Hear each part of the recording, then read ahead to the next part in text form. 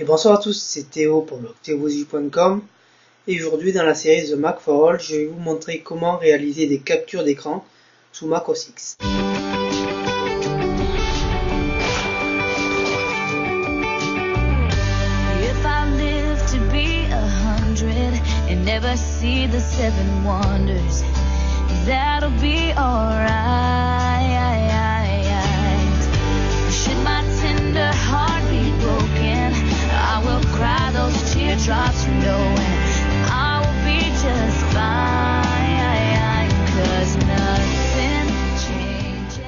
Donc le Mac intègre par défaut, au contraire de Windows, deux petits softs qui vous permettent de faire des captures d'écran, soit toute la fenêtre, soit une sélection que vous prédéfinissez vous-même.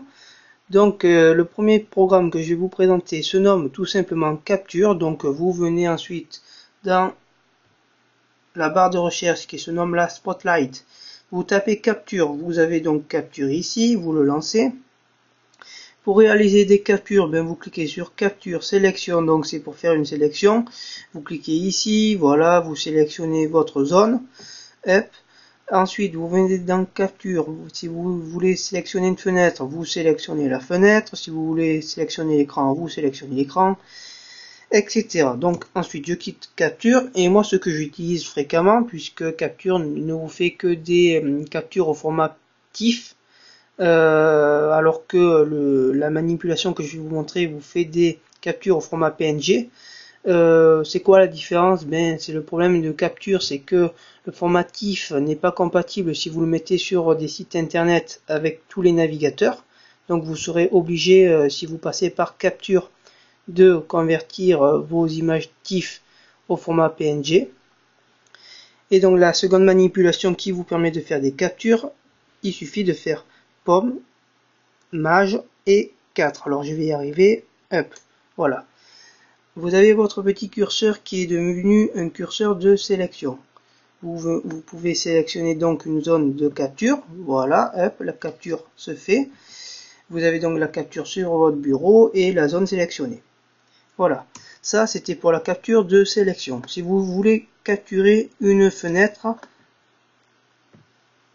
par exemple le Finder, vous refaites ces touches. Alors, pomme, maj 4 et vous appuyez sur la barre espace. Vous avez un petit appareil photo qui apparaît à la place du curseur.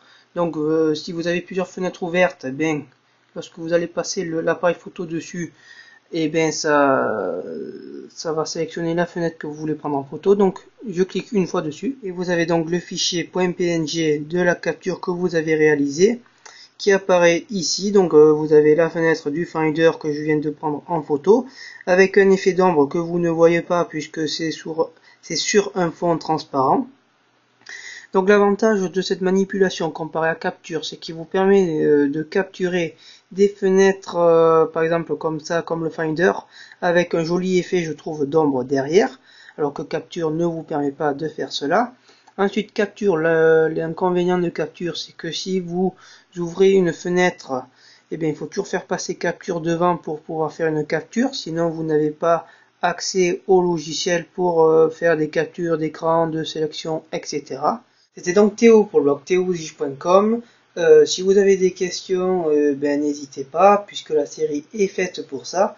Vous avez donc le formulaire de contact ou tout simplement les commentaires présents au bas de cet article. Je vais y arriver, c'est le soir, c'est normal.